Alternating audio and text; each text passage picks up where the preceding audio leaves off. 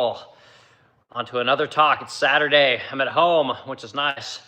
Here, help my wife out today, and we're doing landscaping, the whole front of the house, man. Freaking hydrangeas all along the front of the house, and geez, it's a lot of work. Holy shit. But it's good. My wife likes to do that kind of stuff, and I want to be helpful. And that's what you got to do, man. You got to make that spouse happy, you know. So that's kind of the goal. So anyway, talk for today is small business. It's the hardest job you'll ever love. And I was listening to a talk today with Elon Musk, and I thought, you know, like he said some really, really cool things, you know. So I thought I'd talk about that for a second, and then we'll talk about another entrepreneur here in St. Louis, Missouri, a very well-known guy named Andy Frisella, who has a great story as well that I always kind of think about when I'm you know, hating life. Basically, he's got a good story, and then just talk a little bit about the ups and the downs of running a company and having a small business, and just how, while very difficult, it's extremely gratifying. It's so gratifying that I don't know that I could go back to working for somebody else. And truth is, that's not all about the money. You know, money's nice, and everyone wants money, right? But that's the if you take nothing away from what we talk about today, just remember that when you get to chart your own course, even if that course takes a long time to get somewhere and it's bumpy along the way, it's the most worthwhile thing you can do, right? And yeah, you're not gonna make a ton of money a lot of times, and there's just no guarantee that it's gonna work out. But the truth is that it's such a gratifying thing that it almost is better than the money, right? And so that's what we'll talk about today. So anyway, my name is Eric. Welcome to Another Splendid Crow here in St. Louis, Missouri, and I'm home today. You know, but we got about a 12,000 square foot shop in St. Louis. We make about 500 pieces a year, and we do low seven figures, and it's fantastic business. It's a middle class living, a lot of freaking work, but it's the only thing I want to do is just make furniture. I love it. I get to work with my wife, which I really like, but it's very difficult at times. Sometimes it's magical. You make so much money, you don't know what to do with it all. Other years you lose so much money, you don't know what to do, where you're going to get the money to keep the operation going. And you come up with crazy things. And I can tell you that no matter how hard it gets, you always find a way. I guess that's the one thing I can say for certain. If you really want it bad enough and you really are willing to dig in your heels and just not give in, like, you will find a way. Again, it might not lead to riches, but you will find a way. So anyway, let's start off with this conversation I was listening to about Elon Musk as I'm pulling weeds, basically. Basically, he told a story of how he started, how he made his money, right? And truth is, this guy was in college in California, and he was taking courses, and he was trying to start this company called, I want to say it was called Zips, if I remember correctly. I'd never even heard of it before, to be honest with you. But truth is that he couldn't afford an apartment and an office, right? So it was cheaper to just rent an office than rent an apartment, right? So him and four guys that he was working on this company with were all living in this office together in California. And again, they didn't have a home to go to. They lived in the office, right? And I thought this was a fantastic story, because this is some of the things that you do, especially when you're younger, that nobody talks about. Like and it's very difficult to do this stuff as you get older.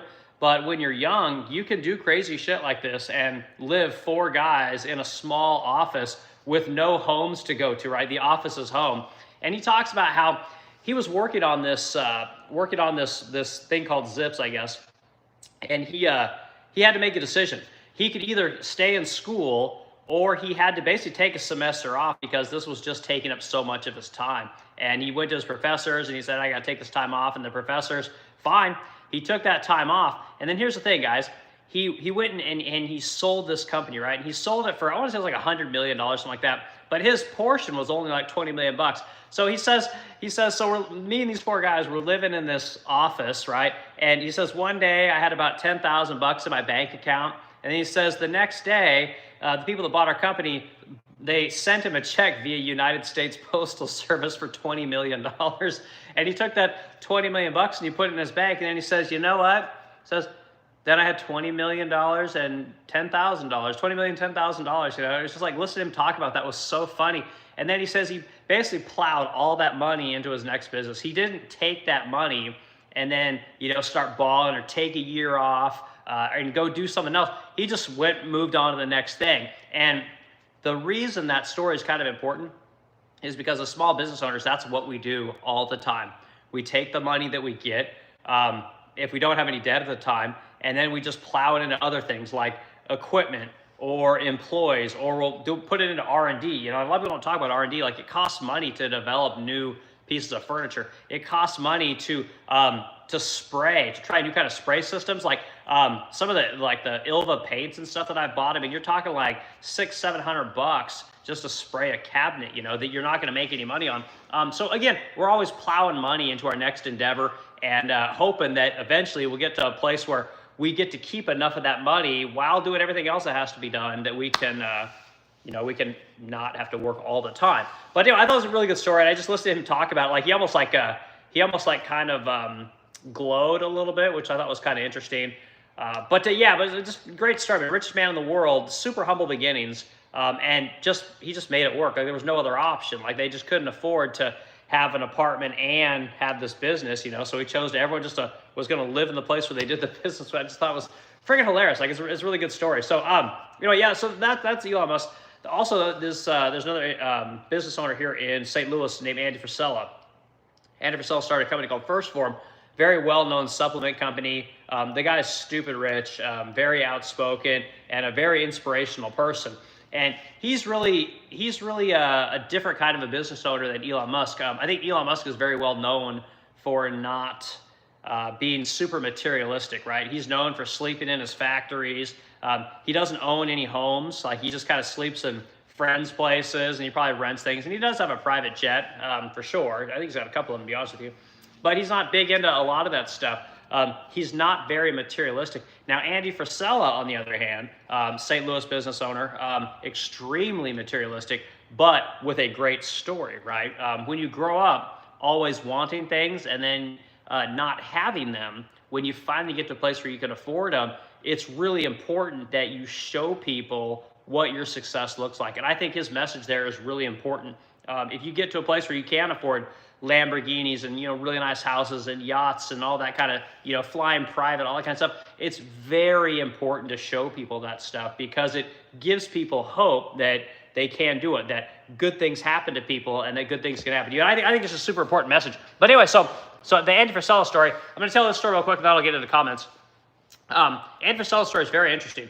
So he started the company First Form, and if you don't know what that is, you know, think it's like the GNC of one of those type of companies, like where they sell, you know, protein powders and different kinds of supplements and all kinds of stuff. And anyway, but he's operating in the top tier of those. So he's selling really high quality supplements instead of where most people just kind of operate in the middle. He's at the upper end, and that's where he wants to operate. And that's how we operate our business, the Resplendent Crow. When it comes to doing furniture, we make furniture on the upper end. We sell our furniture on the upper end as well. So I really like Andy Frisella's story. But anyway, what this guy did was some kind of similar to what Elon was doing. Is he didn't have a lot of money, wasn't a real smart guy. What this guy did to make his money is that he needed a retail location to sell his product, right? So he had bought all his product on credit cards, right? Like, just max everything out to the hilt. And he couldn't get a place. The only place that he could rent, they wanted to charge him like $600 a month, but he had to pay the first year of rent up front, right? So he had to put together, what had been like $7,200, something like that, and they just didn't have the money. So what this guy did is he was working a regular job. I want to say he was doing like it was either security or fitness instructing. I don't remember which. But at night he would go and he would stripe parking lots. You know, so like you see the stripes in a Walmart parking lot had the individual places to park. Like, he was the guy that would go out there and paint all that stuff, and you had to do that stuff third shift when all the people were, you know, asleep. And he did that for something like a year to get all the money together to be able to put down the rent on this place so that he could sell his supplements. Well, he did that, right? And he got the place going, and he put his supplements in there, and I think he made something like $600 or $700 in his first month. Like, the guy just made no money, like $0. And again, going in, working hard all day, trying to talk to people, get anybody to come into your business, like going out to other businesses and basically saying, hey, I got the supplement store, why don't you come down? And just really kind of guerrilla marketing and guerrilla sales. And anyway, this guy did this for years on end, and truthfully, he didn't make any money like for the first 10 years of trying to make these supplement stores work. And eventually, he started to make money and turn this thing into 1st Phorm, which is, I believe, the most successful of all the supplement companies. But these guys, they do this stuff from very humble beginnings, and I think it's great. When these guys talk about the humble beginnings that they start up with, even though these people are multimillionaires, billionaires, whatever, decabillionaires, all this kind of stuff, these guys talk about their beginning days with they have like a glow when they talk about it, because they remember what it was like to be in that kind of guerrilla mode where you're just every day is like, man, what's going to happen today? Am I going to make it? Am I going to get sales today? Are my employees going to show up? What's going to happen? And these guys, it's almost like they want to get back to that. Even though someone like an Andy Frisella, he's a huge car collector. He has probably has $10 million in cars. Like, he's just really big into that kind of stuff. Like, I think if you really had a conversation with these guys, they almost want to go back to that beginning day where they didn't have a ton of money and it was just constantly trying to grow something. And for me, that's what small business is. Like, it's the one job that every day you get up and you don't know what the hell's going to happen. Like, you got like these kind of micro goals, like, I got to sell, job A, B, and C. I need to get product, D, C, and F done. I need to develop, product, whatever you got going on down there. Like, I need to work on drawings for this. I need to go see, I got to deal with raises, all these kind of things. It's every day. It's a new set of challenges, and it's freaking awesome. I'm 45 years old, and I couldn't see myself ever doing anything different. Like, if I had to go back to work for somebody else to be like a regular cabinet maker, I think I would just die of boredom. Like, the lack of stimulation would drive me crazy, because it's almost like I can't help but be pinged all the time, and I have to have it at this point. It's almost like it's a little bit of a sickness, to be quite honest with you. But it's fantastic because, again, I get to do this with my wife, and she helps me with the sales side, and she handles the shipping for the most part, and it has a really good eye for the aesthetics. She does most of the designs, and I handle most of the operations type stuff. I deal with the employees for the most part. I order everything for the company. I build all the furniture. I deal with most of the employee BS.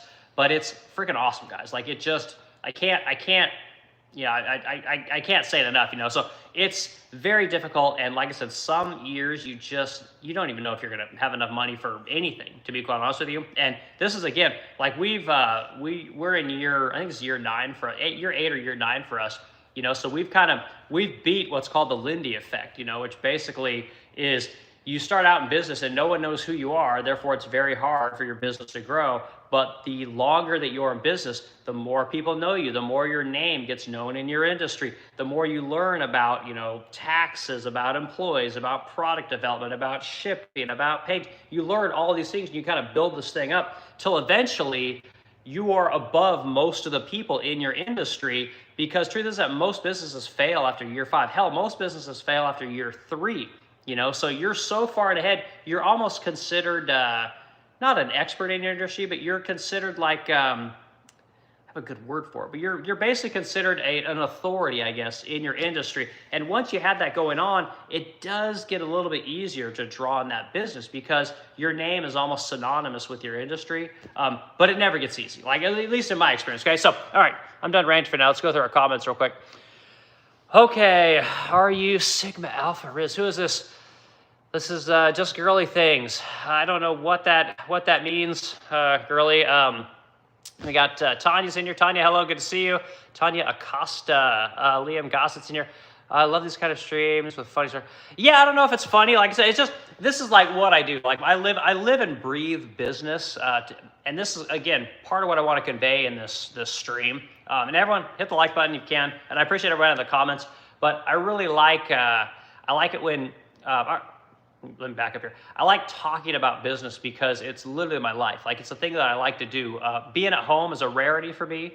Usually when I come home, I get up in the morning, I drink my coffee, I'm over here on my computer, which is right over here, and I'm working on models, or I'm working on videos for YouTube, or I'm working on emails, like general stuff. Then I drink my 2 cups of coffee and I'm gone. I go to the shop, which is in St. Louis, and then I'm working till 6, 7 o'clock most nights. And then rinse and repeat, come home, hang out with the wife for a little bit, and that's my life. Like I can't imagine doing anything else. Like, but I do like talking to people on these streams. I want more people to start businesses because I think that's what we need. I think we have way too much consolidation in this country with big business. I think big business is crippling America, to be quite honest with you. And I say that as a capitalist, right? I say that as someone who wants business to do well. I don't wish ill will on big corporations, but I think that big corporations at this point are basically putting regulation and laws into effect here in America that make it more difficult for people like you to start your own business. It makes it more difficult for everyone to kind of get away from working for somebody else or working for yourself. And there's a lot of people that want to work for, they don't want to work for themselves. They literally want to work for somebody else. And I think that's great too. But then that's my job as a business owner to make a place that's good for the people that want to do what it is that we do at the Resplendent Crow, which is make furniture, right? Paint furniture, deliver furniture. So businesses need to be able to keep a little bit more of what's there so they can make better places for their employees and give more back to their employees in the terms of wages, benefits, workplace, tools, all these kind of things. The things that make, working for somebody else, nice. So, okay, more stuff coming in. Okay, so that was Liam. We got Florida Boy 13. What are you yapping about? Yeah, we're just yapping about small business there, Florida. But Florida Boy, where are you from? Florida is one of my favorite states. I lived in Savannah, Georgia for a long time, and man, Georgia's, I miss Georgia so much. But man, I'd get down to Florida anytime I could, get down to Key West. Like I love that long drive down there, stopping off the Keys, grabbing some drinks, and just going over those long bridges, seeing the Atlantic Ocean. It's so freaking beautiful. But Florida, gosh, one time I took a drive through Florida. I forget what part of it was, but we basically came back through an Indian reservation on our way back up to Georgia, and nothing but crocodiles, freaking crocodiles everywhere. I'd never seen so many freaking crocodiles or alligators. I don't know what the hell you call them. But it was wild. I'm sure that anyone from Florida knows exactly what I'm talking about. Okay, we got to see Joey Cooperson here. Joey, hello, good to see you. Thanks for stopping in and adding to the conversation. Let's see, we got 5 Ed Star. Hello from England. England, that's awesome, man. Fantastic. The greatest of the nations. Well, I do like England.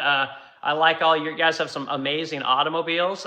You put the flag on there. So I just sold my Lotus last year. I love British cars. Love to pick up a McLaren. I want a McLaren so bad. I'd love to have a 570. But yeah, amazing culture over there. So thanks for coming to the stream. And I went and saw 28 Years Later last night, which is freaking awesome. It was so good. I love zombie. It was so intense. But yeah, I think they basically write Britain off in that movie. It's pretty good show. So if you get a chance, go see it. Okay, go-kart dude. Go-kart. Okay, cool. Hello, good to see you. 5 Ed Star. People in Dubai don't really like the Flintstones, but people in Abu Dhabi do. I don't know what the hell that means. I love the Flintstones. I grew up on the Flintstones. Yeah, never been to Abu Dhabi or Dubai. Okay, D-Ape, are you on Grindr? No, definitely not. No, don't do any of that kind of stuff. That was never really my jam. Don't do any of that stuff. So anyway, point is that so small business, the hardest job you're ever gonna love. The thing about having that constant stimulation is that it never gets dull. Even though it can get a little bit depressing at times. Having the ability to basically chart your own course. There's a lot of people that in this world they really enjoy just going into work, doing their job, hanging out with the people talking to the people that they work with. They have kind of relationships with the people that they work with, and all it's fantastic. But if you like a little bit of variety in your life and you like a little bit of a challenge, trying to start your own business is very difficult, but again, super rewarding. And again, I don't know that I could do anything else. Like I said, at this point, God, if I had to go back to the thing about building furniture for private jets, which is what I used to do, is you have the best tools, you have the cleanest environments, everything's air conditioned. And heated and air conditioned. You just have the best of everything, which is cool. It's fantastic, but I would always prefer my shop, which doesn't have air conditioning. It has heat, but not air conditioning. It's dusty. We don't have the best dust collectors in the world. It's loud. And that's how I would choose to work every time. Like, it's once you have your own thing, if you can get to the point where you can get away from that W-2, it's freaking awesome. Like I said, I get to work with my wife, which I really like. A lot of people tell me they don't want to work they would hate working with their spouse. And I'm just not one of those people. Like, I really enjoy working with my wife. When the company was growing, we were doubling our business every year for, I think, 2 or 3 years. We doubled. We went from like 500 to, we went from 500 in sales to 800. No, went 500 in sales, I think, to $1 million in sales, then to $1.8 million in sales, and then I think to 2.3 I think in a 3-year period. And it was awesome. Like, it was freaking amazing. Like, we would just get up, go to work, sell furniture all day, make furniture all day, hire people, fire people. After work, go have drinks, go to all different kinds of places, just get tons of drinks, drive home, get up and repeat. And we did this for like 2 or 3 years. And I really enjoyed it. Like, it was a lot of fun. It's having that freedom to just constantly work and to hang out with your spouse a lot was just something that I really enjoyed. And we don't do that nearly as much as we used to now, but I really dug it. It was a lot of fun. It was a good time. And but now it's a little tapped down. Like I said, I wouldn't say business is easier now, but it's a little more predictable, might be how I would put it, which is nice. You're not constantly looking for sales. You're not constantly wondering where your next payroll checks are going to come from, because again, sales do kind of trickle in now, which is really nice. But anyway, yeah, small business it's freaking awesome. And I think if anybody wants to make that attempt to do it, it's well worth it. It's been a great journey for me. I've loved it every step of the way, and I just can't see myself doing anything else. I wouldn't want to do anything else at this point in my life. It's hard, and sometimes I worry about like retirement. I do kind of worry about if our business will make enough money to either support us when we want to retire, or will our business be valuable enough that other people will want to buy our business. And I think that they probably will. I think our client list is pretty good, and I think that our product is really good. But I don't know. Like, that's the thing. Like, you don't know when you have a small business. There's no parachute or safety net. There's none of that stuff. Like, you just have no idea what's going to happen when it's time to slow down. Like right now, I'm 45 years old, and I'm probably pretty good for another 15 years in the furniture game. I've always been very healthy and taking very good care of myself, and I don't really worry about that. My wife, she's probably got another 10 or 15 years as well. But, once you start hitting your 60s, like, you got to start kind of thinking, what are you going to do? And with small business, you just don't know. Like, it's just so hard to figure out what to do once you get to that point in your life where you may have to, temper the amount of physicality you can deal with, maybe the amount of stress you deal with. So with being a small business owner, like, I still haven't figured out the best way to tackle that. And most people would say, well, you just got to save money, right? You just got to put money away for that rainy day fund. And while you can a little bit, there's no doubt about it. There's months where you have no money, and you're pulling from your bank account, or you're pulling from your second checking account to get things paid, and there's just not enough years, I would say, where you're able to stack bread, for decades at a time. Like, I just never ran into that, and I don't know if that'll ever happen. But like I said, I hope that in the end, like when you get into our 60s, that again, the brand, the Resplendent Crow, will be valuable enough that somebody will pay me, $5-10 million for it, and then we can retire. Or maybe someone would want to pay us, I don't know, $100,000 a year. To basically run operations, do some consulting for a few years, maybe something like that, or maybe we could do a licensing agreement with somebody. Like, I think about that kind of stuff. But I don't know. Like, and that's small business, right? Like, at least when you work for somebody else, you have that steady paycheck come in, you can contribute to that 401k, there's some kind of a match. And that kind of stuff's important. And as a small business, you got to figure all that shit out on your own. There's just nobody to do it for you necessarily. Another thing we've done is we've got have like an Edward Jones account where you can put some money into that, which is kind of a cool thing. But not a lot of stability in small business as far as like retirement goes, because you spend so much of your money. You gotta basically juggle. Well, do I put money into retirement or do I put money into my business? And most of the time, you don't really get to choose. It's kind of an either or thing, and it's very difficult, So small business is tough, and I don't know that it's for everyone, but that's just kind of the reality of being a small business. And again, I think we're fairly successful, but not. I mean, nothing like you see people on the internet, like the people on YouTube. I mean, they all look like they're super successful, and I don't know how successful they really are. So, okay, a few more comments here. Okay, we got Son in here. Hey, Son. Let's see, Eric. Bitcoin solves your retirement worries. I know I pestered you a lot about it, but it's the real. Yeah, and it's Son. Like my stepdad is a wealth manager and a very successful man. And I guess part of why I don't really worry about retirement that much, but he's a big advocate of Bitcoin, and he talks about it quite a bit. And he's heavily invested in Bitcoin and a whole bunch of. He's one of those people. He just knows that kind of stuff. I don't know any of that stuff, but I don't know. You gotta. I mean, what's Bitcoin at? 120,000, something like that. I forget what it ended up at. But again, you basically have to buy Bitcoin in fractions, which you can do. But you have to have the money to buy Bitcoins and fractions. And again, what I'm telling people when you have a small business is that it's easy to say, well, you did $50,000 in sales last month, or you did 100,000 or 200,000. But the thing is that just because you bring in a lot of revenue doesn't mean you get to keep all that revenue, right? And that's the thing about being a small business owner is you're constantly trying to figure out how to keep more of your money, and you're fighting everybody to do that. And at the end of the day, you got choices. Like you can go get drinks with your wife, you can go take trips, you can go enjoy yourself because you work all the time, you can save some money, you can do all these things. And it sounds so easy, but it's not. Like it just isn't. It's never been easy for me to save money. It's just I'm not one of those people. I've never worried about money. I've always had money.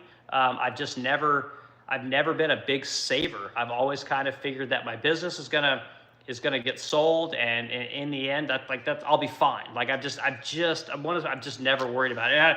Maybe I'm delusional, but that's how I look at it. Shit's gonna work out. It's kind of just I know not a plan, right? What do they say? If you fail to plan, you plan to fail, something like that. And maybe that's the case, but I don't know. So Son, I appreciate your always talking about this Bitcoin thing, but I'm gonna invest in my company. Those are things I like to invest in, and I'll just keep. That's what I'm gonna do, because I don't know any different. I'm too dumb. Okay, let's see here. So Guy, what is his name? Guy does edits. Name a car for me to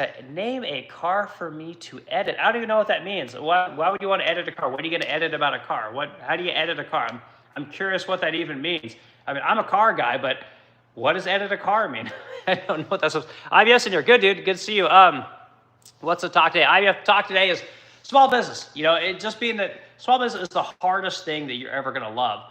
And I was telling some stories earlier about Elon Musk and how he started, how he made his fortune. It didn't start with Tesla. It didn't start with SpaceX. Any of these companies are known for. It started with a very unknown company that he basically ended up, the company sold for something like $100 million, and his portion was like 20 million. And when that company was sold, him and 4 other guys were living in an office, right? None of them had houses. You had 4 dudes living in an office working on this company, and they would go to the YMCA to take showers, and to get clean and stuff like that. And that's how they did it, And he was talking about how I loved listening to this guy because he just sounded so happy about it. How he had $10,000 in his bank, and then someone sent him a check for $20 million because he sold that company. And he's like, well, yeah, and then I had $20 million and $10,000 in my bank account. And he's like, oh, and then I went back to work. And the guy just loved the work. He loved the hustle and the struggle of developing something way more than he ever loved the money. And that's what I hope happens with my business, is that the fact that I love the work and I love building the company and I love the daily grind and struggle of it all, I hope that will lead into something great, But I don't know. And Elon didn't know either. He had no idea. Elon didn't want to make electric cars. He didn't want to do SpaceX. He didn't want to do any of that shit. He had no intentions of doing any of that stuff. Before Tesla hit it big, he got his contract from the federal government the funding from the federal government for his electric car based on the last day that it was going to be. I mean, he was done. He was going to have no money left They weren't going to be able to make payroll if they didn't get that award from the government to keep Tesla going. I want to say he said in 2008, but it happened and everything worked out, and you know, the rest is history. But he talks about the struggle and the unknown and the excitement of it all. And I was just like, man, that is really cool. And so that's what I'm talking about. I just thought it was really cool. It was a really cool listening to this, the world's richest man, basically talking about how much he loved just grinding, living in that little office with his buddies, working on writing code and things like that. And it's just like, that's what I feel like when I go to work. I love, you know, driving my 35 minutes out to my shop in St. Louis and getting in there in the morning and, you know, seeing what's working, what's not working, what do I got to build today, what do I got to fix today, you know, what are we going to sell, and, you know, sales we got in the pipeline, are these things going to close? Like, that stuff is exciting. It's really, it gets me up every day, and it's never gone away. And I just want, I want more people to be able to do that. I think we need more business owners. I think more people to know what that struggle and that grind is like, because it's really cool, and it's not a bad thing. It's a good thing. So, okay, let's see here. Sun says it's 105. Yeah, it's amazing. Like, I remember when it slipped all the way back to like, it was something like 40 grand. And then, yeah, I mean, it's really come up big time, you know? So it's good, man. Anyone that got into that stuff, man, good for them. I don't have I gotta if I'm going to put money into something, I have to enjoy it, right? I have to get some kind of satisfaction. A lot of people say that when you invest money, you really should just put it in an index fund or like the SPY, something like that, and then just leave it alone. Don't even look at it for like 10 years. I listened to a guy today, he was saying that there's almost no major company that if you put money into it 10 years ago and then sat on it, didn't do anything with it, that you wouldn't have made your money back and then some. And he gave an example of course, Amazon. And I think he said that the people that put money in Amazon 10 years ago, if they took it out in the first 2 years, they lost their money. But if they just held on until 10 years later, they 30x'd their money, something like that, you know? So investing is interesting, but it's not exciting enough for me, man. I'm too ADD to just put my money into something and forget about it. I don't have that in me, son. Okay, see, it'll be $1 million. Yeah, that's what everybody says. Let's see, continue upwards from there. You can go put away a month between your right hand. Yeah, again, I don't know. It's not a tangible thing. I don't understand. I know there's a finite amount of it, which is really good. That's almost like what needs to happen. But my guess is that if the government needs that money, or the government gets, if too many people plow their money into something like Bitcoin, and the cost of it goes up too much, the government's going to shut it down. You know, and that's my big concern. Like, we just have no control over our federal government, and the fact that all they want to do is spend money to buy votes. I mean, that's really all they're doing. They're basically, there's a quote that I really like, and I want to say it's from Benjamin Franklin, and he said that once the voter realizes that they can vote themselves money, it will herald the end of the republic. And it is 100% true. You know, because that's what's really going on with our federal government today, is that they basically just believe that as long as you give money to people that don't contribute to the system, you can buy enough votes to get the things that you want. And it just extracts all the money from all the people that work really hard, and it's a bad deal. You know, so if there's any kind of a mechanism that would allow us to get to keep our money from the federal government, the federal government will shut it down. And again, if people figure out how to put their money into Bitcoin, like they're just going to shut it down. I don't think it's going to work. But it's good for now, and hopefully it'll last. You know, son. But that's just how I think about it. Okay, trust me, I drive my family nuts. Yeah, okay, well, good. You're in good company then. Or I'm in good company. The mining part of Bitcoin is technically gambling. Yeah, no, my stepdad talks about it. Like, Bitcoin's, like I said, he's a big believer in it. Anything that he's into, like, I know is legit. So Bitcoin is legit. But again, all the federal government has to do is shut it down, and they absolutely can. And they will if it jeopardizes the dollar. You know, so I don't know. I don't have a lot of faith in it. Okay, well, the government can't. It's incorruptible and invincible. Well, yeah, that's. I don't believe that anything is invincible or incorruptible. I don't think there's any such thing. But I'm glad you do, and that's cool. You know. So anyway, it's a good topic. You know, and again, people need to. If you get the opportunity, you need to try and jump into do the small business thing. You know, start off with a side hustle. And I'm always telling people, like, if you have an idea for a business, you want to do something, you do something at home anyway, if inflation keeps doing what it's doing, and son, this goes to your Bitcoin thing, but if inflation keeps doing what it's doing, and our federal government keeps printing money the way that's printing money, all of our dollars are going to be worth nothing. You know, they're going to be worth nothing.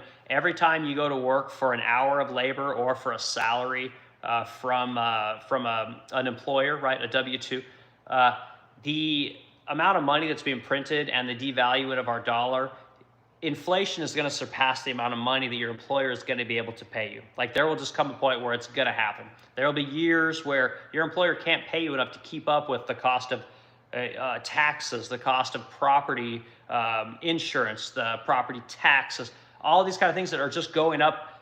They continue to go up. They're not coming down.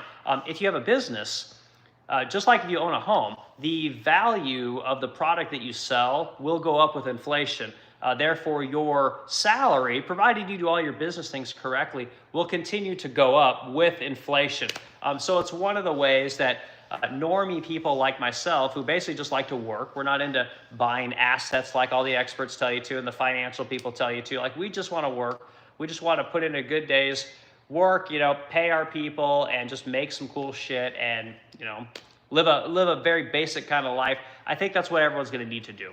And like Son says, if you're into investing in things like Bitcoin and stuff like that, like, that's a good thing. If you have that money, you can put that into Bitcoin. And as the dollar continues to get crushed by our politicians and by the needy, Bitcoin will continue to go up in value, because that's where people are going to put their money, which will drive the price of it up. And, you know, he's probably right, you know, so we'll have to kind of see what happens. But you will need a small business.